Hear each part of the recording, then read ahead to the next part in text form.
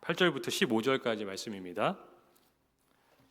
나홈서 1장 8절부터 15절까지 말씀을 우리 한 절씩 교독하도록 하겠습니다. 제가 먼저 읽겠습니다. 그가 범람하는 물로 그곳을 진멸하시고 자기 대적들을 흑암으로 쫓아내시리라.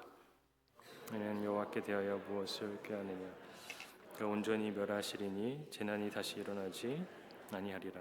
가시덤불같이 엉클어졌고 술을 마신 것 같이 취한 그들은 마른 지푸라기 같이 모두 탈 것이거늘 여호와께 악을 꾀하는 한 사람이 너희 중에서 나와서 사악한 것을 권하는도다. 여호와께서 이같이 말씀하시기를 그들이 비록 강하고 많을지라도 반드시 멸절을 당하리니 그가 없어지리라. 내가 전에는 너를 괴롭혔으나 다시는 너를 괴롭히지 아니할 것이라. 이제 내게 지은 그의 명예를 내가 깨트리고 내 결박을 끊으리라. 나 여호와가 내게 대하여 명령하였나니 내 이름이 다시는 전파되지 않을 것이라. 내가 내 신들의 집에서 새긴 우상과 부은 우상을 멸절하며 내 무덤을 준비하리니 이는 내가 쓸모없게 되었음이라. 함께 읽겠습니다. 볼지어다 아름다운 소식을 알리고 화평을 전하는 자의 발이 산 위에 있도다. 유다야 내 절기를 지키고 내 서원을 갚을지어다. 악인이 진멸되었으니 그가 다시는 내 가운데로 통행하지 아니하리로다 하시니라. 아멘. 함께 기도하겠습니다. 하나님, 우리의 아버지 되어주신 것에 감사를 드립니다. 예수님, 하나님 앞으로 나아가 은혜를 누릴 수 있도록 길을 열어주신 것에 감사드립니다. 성령 하나님, 이 시간 주의 말씀을 듣고 깨달아 아는 은혜가 넘치게 하여 주시옵소서. 온전히 모든 것 주님께 맡겨드리며 우리 주 예수 그리스도의 이름으로 기도드립니다. 아멘. 지난 설교에서 나눴던 것처럼 나홈서는 니느웨를 향한 하나님의 경고의 말씀을 담고 있습니다.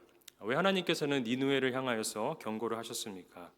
오늘 보면 13절 말씀을 현대인의 성경으로 보면 그 이유를 쉽게 발견할 수 있습니다. 제가 현대인의 성경으로 오늘 보면 13절 말씀을 읽어드리겠습니다.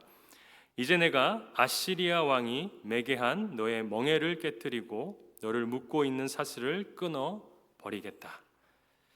니느웨는 그 당시 강대국이었던 아시리아 혹은 아수르의 중심지였습니다. 그들이 가지고 있던 막강한 힘으로 하나님의 백성인 북이스라엘을 멸망시켰습니다.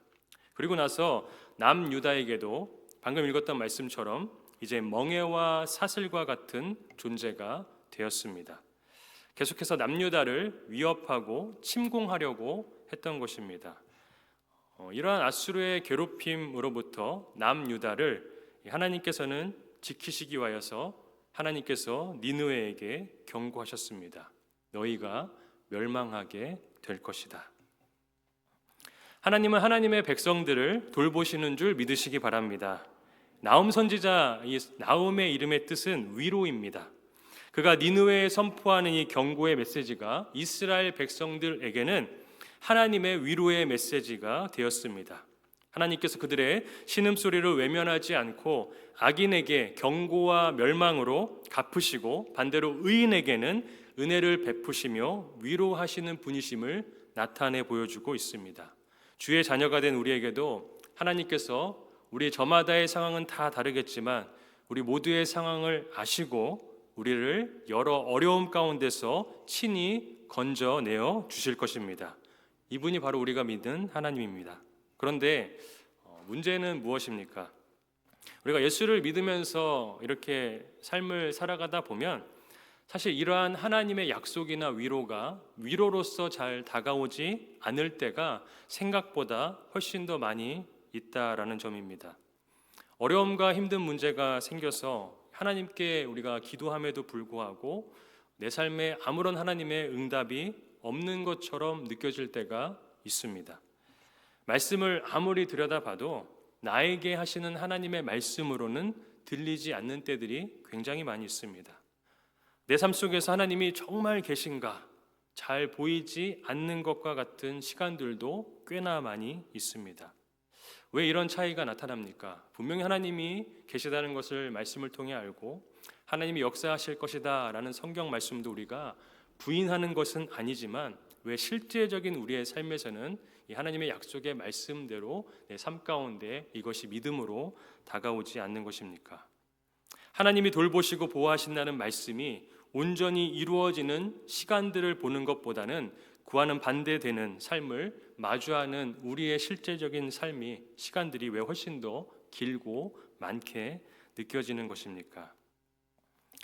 여기에는 하나님이 우리에게 주시는 위로와 내가 생각하는 위로의 차이가 있기 때문에 그렇습니다.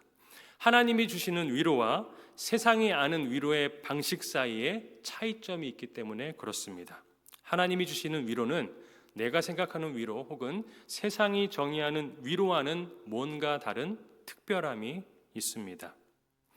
위로라는 단어를 사전에서 찾아보면 이렇게 정의하고 있습니다. 따뜻한 말이나 행동으로 괴로움을 덜어주거나 슬픔을 달래줌. 이 말을 제가 생각해 보면서 세상이 이렇게 사전적으로 정의하는 위로의 두 가지 특징을 한번 생각해 보게 되었습니다. 첫째, 세상이 정의하고 있는 위로는 실제적이고 즉각적이어야 한다라는 것입니다. 누군가 위로해 주기 위해서 건네는 말이나 행동이 내가 가지고 있는 지금의 어떤 어려움이나 괴로움을 즉각적으로 덜어주어야 한다라는 것입니다. 그 마음들을 덜어주지 않으면 내가 위로로서 잘 느끼지 못하는 것입니다. 내가 가진 슬픔이 조금이라도 덜어지는 어떤 효과나 변화가 있어야 우리는 위로로서 그것을 느끼고 생각하게 됩니다. 그걸 내가 직접 느끼지 못하게 된다면, 전달받지 못한다면 아무리 위로를 해주어도 내 마음에 위로가 받아진 것처럼 생각이 들지 않게 되는 것입니다. 그런가 하면 제가 발견한 또 다른 이 세상적 위로의 특징은 이 위로가 위로받아야만 할 대상에게 집중되어야 한다라는 것입니다. 무슨 말인가 하면 A라는 사람이 괴로움과 슬픔 가운데 있습니다. 당연히 우리가 위로할 때 그 A라는 사람이 가진 괴로움과 슬픔의 문제를 놓고 그 사람을 위로하고 달래야 하는 것입니다. 예를 들어서 A라는 사람을 위로하기 위해서 찾아갔는데 이 사람이 가지고 있는 문제나 어려움에 대한 얘기들은 전혀 하지 않고 다른 이야기를 하고 있거나 혹은 A라는 사람을 앞에 두고도 다른 사람들과 다른 주제로 이야기하고 있다면 아마 어려움과 슬픔 가운데 있었던 이 A라는 사람은 이 사람들은 도대체 뭐지? 라는 생각을 하게 될 것입니다. 아무런 위로가 되지 않는 것입니다. 누군가 아파하고 있다면 온 관심을 그 사람에게 쏟아주어야 그 사람이 사람들이 나를 위로하고 있구나라고 생각하게 되는 것입니다. 그런데 오늘 본문을 통해 알게 되는 이 하나님의 위로는 이러한 세상적 위로와는 다른 특징을 가지고 있습니다. 그래서 하나님이 주시는 위로가 우리의 실제적인 삶 가운데 잘 다가오지 않는 것처럼 여겨지는지 모르겠습니다. 그것이 무엇인지 오늘 본문을 통해서 우리가 함께 살펴보기를 원합니다. 첫째, 이 세상적 위로가 실제적이고 즉각적이라면 어떤 시간적인 내용을 가지고 기반으로 해서 우리에게 주어지는 위로라고 한다면 하나님의 위로는 약속을 기반으로 합니다. 두 번째, 세상적 위로가 위로받아야 할 대상에 집중하고 있다면 하나님의 위로는 하나님께 집중하게 한다는 것입니다. 그래서 세상적 위로처럼 하나님의 위로가 느껴지지 않기 때문에 우리가 위로를 잘 느끼지 못하는 것 같습니다.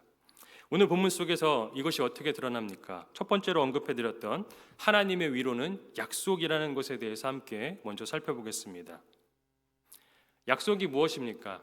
약속은 즉각적이지 않을 때가 많습니다. 특별히 하나님의 약속인 경우에는 더더욱 그런 일들이 많습니다. 하나님의 약속은 즉각적이기보다는 오히려 미래를 향하고 있습니다. 왜냐하면 하나님의 최종적인 꿈이 이 땅에 있는 것이 아니라 임하게 될 하나님 나라 가운데 있기 때문에 더더욱 그렇습니다. 하나님은 미래에 반드시 이루겠다는 책임 있는 선언들을 하나님의 말씀 가운데 약속으로 굉장히 많이 주셨습니다. 오늘 본문도 마찬가지입니다. 오늘 본문을 보시면 하나님께서는 계속해서 약속하고 있습니다. 8절과 9절과 12절과 13절 말씀 우리가 빠르게 한번 보겠습니다. 8절 말씀 보시면 이렇게 말합니다. 그가 범람하는 물로 그것을 진멸하시고 자기 대적들을 흑암으로 쫓아내시리라. 한국말로 보면 이것이 잘 와닿지 않지만 노랗게 영어로 쓰여 있는 부분을 보면 He will make an end of Nineveh라고 말하고 있습니다. 현재 시제로 말하고 있지 않고 앞으로 어떻게 할 것이다라는 하나님의 의지와 뜻을 말하고 있습니다. 이어지는 말씀들도 동일합니다. 9절 말씀은 이렇게 말합니다. 너희는 여호와께 대하여 무엇을 꾀하느냐? 그가 온전히 멸하시니니 멸하실 것이다 라고 말씀하고 있습니다. 12절과 13절도 동일합니다. 여호와께서 이같이 말씀하시기를 그들이 비록 강하고 많을지라도 반드시 멸절당하리니 그가 없어지리라. 정확하게는 없어질 것이다 입니다. 13절 말씀입니다. 이제 내게 지은 그의 멍에를 내가 깨트리고 내 결박을 끊으리라. I will break. 내가 이것을 끊어버릴 것이다 라고 약속하고 있습니다. 전부 다 미래 시제로 이루어져 있습니다. 지금 당장 니느웨를 멸망시켜 주겠다라고 하시는 것이 아니라 니느웨를 앞으로 멸망시켜 주겠다라고 약속하고 있습니다. 남유다 사람들은 지금 그들이 받고 있는 아수르로부터 받고 있는 위협과 두려움, 불안함으로부터 당장에라도 벗어나고 싶었을 것입니다. 누가 그러한 위협과 불안감과 두려움 가운데 전전긍긍하면서 살고 싶겠습니까? 아무도 그런 환경 가운데 오래 머물고 싶은 사람은 없습니다. 당장에라도 하나님께서 임하셔서 이 모든 두려움과 어려움으로부터 벗어나기를 간절히 기도했을 것입니다. 그런 기도 제목을 가지고 하나님께 나아가 하나님께서 즉각적으로 일해 주실 것을 간절히 바랬을 것입니다. 그러나 하나님은 그 문제들을 곧바로 해결해 주시지 않았습니다. 역사를 보면 아수르는 주전 612년에 니느웨가 함락되면서 완전하게 멸망하게 됩니다. 나훔 선지자는 언제 활동했습니까? 나훔 선지자가 활동한 시기를 나훔서 3장 8절에 기록된 이 노아몬 함락 사건 이후, 즉 663년 이후라 생각해 봤을 때 대략 하나님께서 나훔 선지자를 통하여서 남유다에게 말씀을 주셨던 때로부터 실제로 니느웨가 멸망당하는 시기까지 대략적으로 50년의 시간이 필요했습니다. 하나님은 아수르를 멸망시키겠다 약속하셨습니다. 그러나 그 실제적인 일들이 벌어지는 데는 남유다 백성들은 50년을 기다려야만 했습니다. 그랬기 때문에 남유다 백성들에게는 하나님의 이 약속의 말씀이 위로가 되지 않았을 것입니다. 왜냐하면 이 문제가 풀려지려면 50년이라는 시간을 보내야 했기 때문에 그렇습니다. 그러나 우리가 이러한 부분에서 꼭 바라봐야 할 것은 무엇입니까? 하나님께서 왜 당장 해주시지 않느냐에 보다는 하나님의 약속은 반드시 이루어진다라는 사실에 주목해야 될 줄로 믿습니다. 세상이 주는 약속들은 인내함으로 버텨내도 약속대로 안 되는 결과들이 너무나도 많습니다. 믿었던 사람에게 배신당하기도 하고 믿었던 회사나 어떤 기관에게 배신당하기도 합니다. 무언가 보장해 주듯이 말하곤 하지만 결과적으로 그 약속대로 지켜지지 못하는 일들이 세상 가운데는 굉장히 또 너무나도 많이 일어나게 됩니다. 그러나 하나님의 약속은 지연될지언정 결코 이루어지지 않는 것이 하나도 없습니다. 하나님의 약속은 무산되는 것 없이 우리의 인생 가운데 모든 것이 다 반드시 이루어지게 되는 것입니다. 아브라함에게 약속하여 주신 대로 말도 안 되는 자손을 그를 통해서 주겠다라고 하신 그 약속을 하나님께서는 이루어 주셨습니다. 다윗에게 약속하신 대로 그가 왕이 될 것이다 라고 말씀하신 그 약속대로 20여 년의 시간이 필요했지만 그가 통일 이스라엘 왕국의 초대 왕으로 하나님의 말씀대로 분명하게 세워졌습니다. 이스라엘 백성들에게 약속하신 대로 메시아 되신 예수 그리스도를 하나님께서는 이 땅 가운데 보내셨습니다.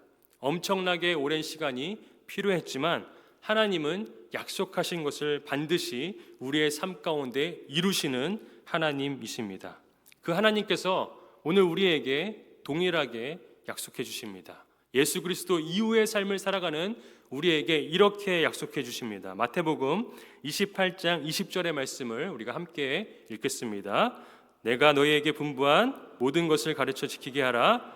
볼지어다 내가 세상 끝날까지 너희와 항상 함께 있으리라 하시니라. 하나님은 우리와 지금도 함께 하십니다. 내가 내 마음을 하나님께 온전히 집중하고 있지 못하는 어느 순간에도 하나님은 나와 동행하고 계십니다. 내가 하나님이 없는 것처럼 내 마음과 내 생각대로 또 세상의 바쁨에 빠져서 전혀 하나님을 돌아볼 겨를조차 없이 지내보내는 그 시간에도 하나님은 나와 동행하고 계십니다. 세상 사람들은 아무도 몰라주는 것 같은 그러한 어려운 가운데 처해 있을 때, 아무도 나에게 손 내밀어 주지 않는 그 순간에도 하나님은 약속대로 우리와 함께 하시는 줄 믿으시기 바랍니다. 그런가 하면 계시록 7장 16절과 17절 말씀도 우리가 한 목소리로 함께 읽어보도록 하겠습니다. 그들이 다시는 줄이지도 아니하며 목마르지도 아니하고 해나 아무 뜨거운 기운에 상하지도 아니하리니 이는 보좌 가운데 계신 어린 양이 그들의 목자가 되사 생명수 샘으로 인도하시고 하나님께서 그들의 눈에서 모든 눈물을 씻어 주실 것임이라. 하나님께서 약속하십니다. 우리의 모든 눈물을 반드시 씻어 주실 것이다 라고 약속해 주십니다. 언제 이 약속이 10년 뒤에, 20년 뒤에, 30년 뒤에, 50년 뒤에, 100년 뒤에 이루어질지 우리는 알 수는 없지만 하나님은 반드시 약속하신 대로 우리 모든 성도 한 사람 한 사람의 눈물을 닦아주시는 줄로 믿습니다. 굶주리지도 않게 하시고 힘들게도 않게 하시고 고통과 고난 가운데도 빠지지 않는 그 놀라운 길 가운데로 하나님은 반드시 우리를 인도하여 주실 것입니다. 그 하나님을 신뢰함으로 오늘 우리가 마주한 이 세상 답 없는 것 같지만 너무나 힘들지만 내가 짊어지고 있는 모든 무거운 짐들 떨쳐낼 수 없을 것처럼 힘겹지만 주님이 동행하시고 주님께서 덜어주실 것을 믿는 믿음의 마음을 가지시고 그 길을 걸어갈 수 있기를 축복합니다. 우리 각자가 마주하는 나와 내 가정을 위협하고 두려움과 불안감에 휩싸이게 하는 어려움들이 왜 없겠습니까? 하나님께서 이 모든 것을 모르지 않는다라고 말씀하시는 것입니다. 아무런 응답 없이 마치 벽에 대고 하는 것처럼 수없이 반복한 기도의 제목들이 우리가 있지 않습니까? 하나님께 정말 오랜 시간 기도했는데 여전히 들어주고 계시지 않는 것 같은 기도의 제목들이 있으실 것입니다. 그래서 이제는 기대도 없이 아니면 어쩌면 장롱 속에 묻어놓은 것처럼 구석 속에 처박아 놓은 것 같은 우리의 기도 제목들이 있을지도 모릅니다. 그러나 오늘 말씀을 통해서 우리가 확인한 것처럼 그렇게 묻어두고 기대가 식고 소망도 없던 기도 제목을 다시금 꺼내들고 오늘 우리가 기도할 때에 하나님께서 반드시 응답하여 주시는 것을 믿는 믿음을 가지고 다시 우리 하나님 아버지께 그 기도의 내용들을 올려드릴 수 있는 저 우리 모든 성도님들 될 수 있기를 간절히 소망합니다. 소망 없는 자처럼 기도하지 말고 아무 낙이 없는 자처럼 무력하게 살아가지 말고 하나님 존재에 대한 물음표를 던지면서 확신 없는 자처럼 살아가지 말고 주 안에서 기쁨으로 믿음 가지고 걸어가는 우리 모두가 될 수 있기를 간절히 바랍니다. 두 번째로 하나님의 위로는 내가 아닌 하나님께 초점 맞춰져 있다라는 것에 대해서 함께 나누겠습니다. 하나님께서 이스라엘 백성들을 위로하시기 위해서 이 아수르를 멸망시키시는 이유가 무엇입니까? 그것은 단순히 이스라엘 백성들을 괴롭혔기 때문에, 그래서 이제는 이스라엘 백성들에게 평안과 형통함을 주기 위해서만은 분명히 아닙니다. 그들이 잘 살아가는 것, 이스라엘 백성들이 평안한 삶을 살아가는 것 하나님께서 당연히 기뻐하십니다. 하나님께서 여러 어려움 속에 있는 그들을 건져내시는 것에 하나님께서 마음과 관심을 두고 계십니다. 그런데 거기에는 하나님이 정말로 원하시는 뜻하심과 목적이 반드시 담겨 있다라는 것입니다. 하나님께서 하시는 모든 일에는 그저 단순히 우리를 위해서만, 나만을 위해서만 이루어지는 것이 아니라 하나님께서 원하시는 뜻이 있기 때문에 그 모든 것들을 우리에게 이루어 주신다라는 사실입니다. 에베소서 1장 11절 말씀에 사도 바울은 이렇게 말하고 있습니다. 모든 일을 그의 뜻의 결정대로 일하시는 이해 계획을 따라 우리가 예정을 입어 그 안에서 기업이 되었으니. 무엇을 말합니까? 하나님께서 원하시는 목적이 있기 때문에 우리를 예정하셨고 부르셨고 하나님의 구원의 여정 속에 들어오게 하셨다라는 것입니다. 그냥 예수 믿고 잘 사는 거야, 예수 믿고 잘 되는 거야 라가 아니라 하나님께서 분명히 하나님께서 원하시는 뜻이 우리에게 있기 때문에 우리를 하나님의 자녀로 부르셨다라는 것입니다. 그럼 아수르 멸망이라는 이 위로의 소식 이면에 담겨 있는 하나님께서 진짜 이스라엘 백성들에게 원하시는 하나님의 뜻은 무엇입니까? 오늘 보면 15절 말씀에 하나님께서 정말로 원하셨던 뜻이 나타나 있습니다. 15절 말씀을 함께 보겠습니다. 함께 읽겠습니다. 볼지어다 아름다운 소식을 알리고 화평을 전하는 자의 발이 산 위에 있도다. 유다야 내 절기를 지키고 내 서원을 갚을지어다. 악인이 진멸되었으니 그가 다시는 내 가운데로 통행하지 아니하리로다 하시니라. 하나님께서 화평을 알리는 소식을 나홈 선지자를 통하여서 이스라엘 백성들에게 선포하게 하셨습니다. 다시는 아수르가 질면되었기 때문에 어려움이 그들 가운데 아수르로 말미암은 어려움이 없을 것이다 라고 말씀하셨습니다. 그런데 왜 그러한 이스라엘에게 형통함과 축복과 평안을 주십니까? 내 절기를 지키고 내 소원을 갚으라고 그러한 형통한 삶을 열어주시는 것입니다. 하나님께서 정말 원하시는, 이스라엘에게 정말 원하시는 뜻이 바로 그것이었습니다. 절기를 지키고 서원을 갚는 것. 이스라엘의 대표적인 절기에는 유월절과 칠칠절과 초막절이 있습니다. 이 외에도 많은 절기들이 있습니다. 이러한 절기에 이스라엘 백성들은 다 함께 모여서 하나님 앞으로 나와 하나님을 예배해야 했습니다. 레위기 23장 2절 말씀에 이런 말씀이 있습니다. 이스라엘 자손에게 말하여 이르라. 이것이 나의 절기들이니 너희가 성회로 공포할 여호와의 절기들이니라. 여기서 말하는 성회가 거룩한 모임을 말하고 있습니다. 하나님은 이스라엘 백성들이 거룩한 모임 가운데 나오기를 원하였습니다. 하나님 앞에 모여서 나와 하나님을 예배하기 원하셨습니다. 그래서 이스라엘 백성들을 구원하셨고 개개인을 하나님께서 구원하신 것입니다. 그런가 하면 서원은 무엇입니까? 서원은 하나님의 백성이 하나님께 드리는 약속입니다. 하나님은 그렇게 하나님께 드린 그 약속을 이제 갚으라라고 말합니다. 너희가 기도하고 간구했던 일들, 바쁘고 어렵고 힘들어서 지키지 못했던, 그러나 하나님께 대하여 서원했던 그 약속을 이제는 모든 것이 해결되었으니까 하나님께 갚으라고 말씀하고 계십니다. 하나님은 하나님이 베푸시는 이 위로하심을 통하여서 이스라엘 백성들이 다시 절기를 지키고 그들이 한 서원을 다시 지키기를 원하셨습니다. 문제가 해결되고 나서 또다시 하나님을 외면하는 삶을 살아가기를 원하지 않았습니다.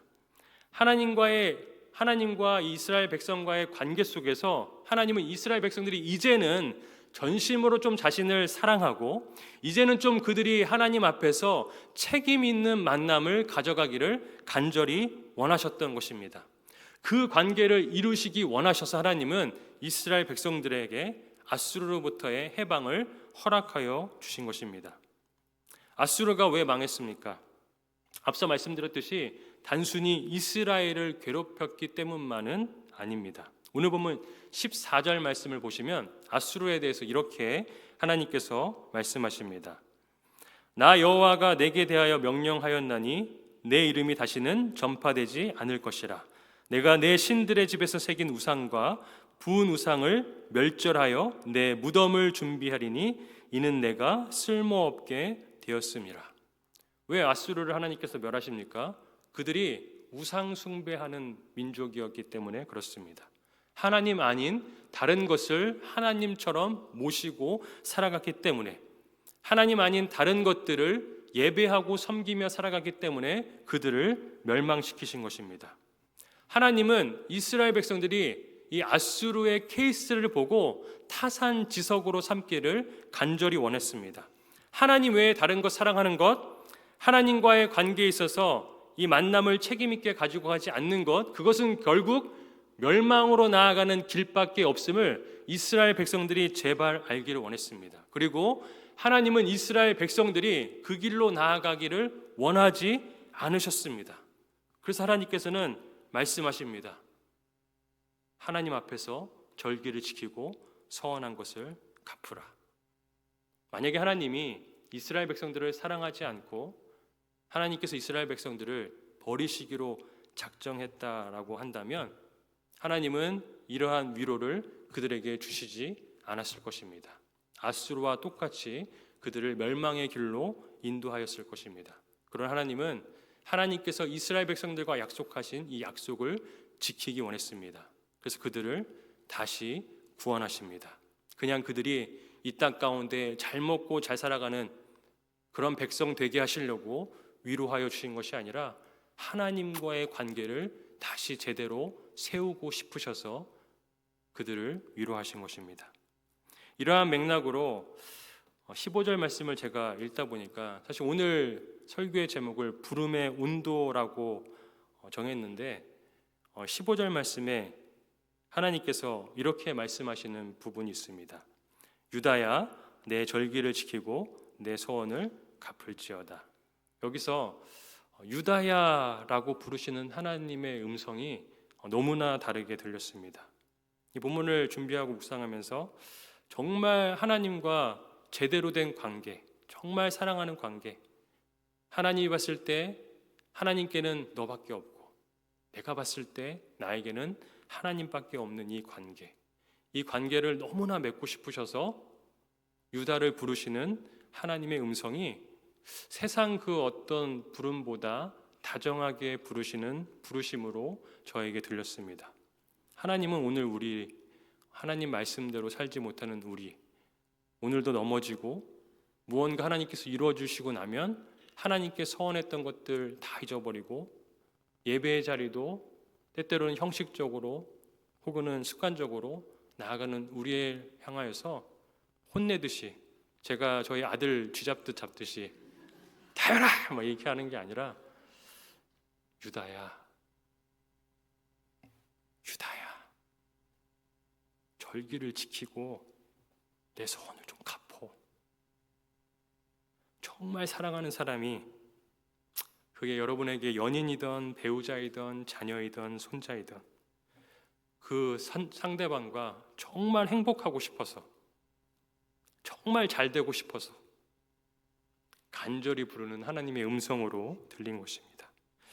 하나님은 오늘 우리를 그렇게 부르시는 줄 믿습니다. 하나님이 먼저 간절히 원하십니다. 내가 너를 구원해냈는데, 내 아들까지 줘가면서 구원해냈는데 왜 아직도 세상과 친구가 되고 세상과 비교하고 나보다 하나님보다 세상을 왜 더 사랑하고 있니? 그럼에도 나는 너를 여전히 간절히 원해. 마치 호세아 선지자를 통하여서 창녀와 계속해서 결혼하게 하시고 하나님이 얼마나 이스라엘 백성들을 사랑하시는지 알게 하셨던 것처럼 하나님은 그렇게 우리를 부르십니다. 나는 바빠서 장가 가야 돼서 일하러 가야 돼서 뭐 해야 돼서 하나님 지금은 아니에요 라고 말하는 우리를 윽박지르고 혼내시고 가만 안 둬 이러시는 것이 아니라 유다야, 나한테 와. 그렇게 나를 부르시는 줄 믿습니다. 그저 좀 더 나은 편안한 삶, 하나님 믿어서 그런 삶 살려고 우리가 하나님을 믿는다면 하나님이 너무나 가슴 아파할 것 같습니다. 우리 자녀들이 그냥 엄마 아빠가 허락해주는 돈, 뭐 편안함, 그거 좋아서 별로 마음에 안 들지만 엄마 아빠 해줘야겠다 라고 한다면 얼마나 마음이 무너지겠습니까? 그저 나에게 어려운 문제를 해결해주는 위기 해결자로서 하나님을 붙잡고 살아가는 우리가 되지 않기를 간절히 축복합니다. 하나님과 진짜 사랑을 하고 하나님과 진짜 끈끈한 관계를 맺고 하나님 안에서 정말 책임 있는 만남, 진정한 사랑의 만남을 나눌 수 있는 우리가 되길 원합니다. 하나님께서 무언가 우리 삶 가운데 어려움을 해결해 주고 계시다면 그것은 하나님과의 관계를 다시 더 끈끈하게 세우기 위해서 그렇게 베푸시는 줄로 믿습니다.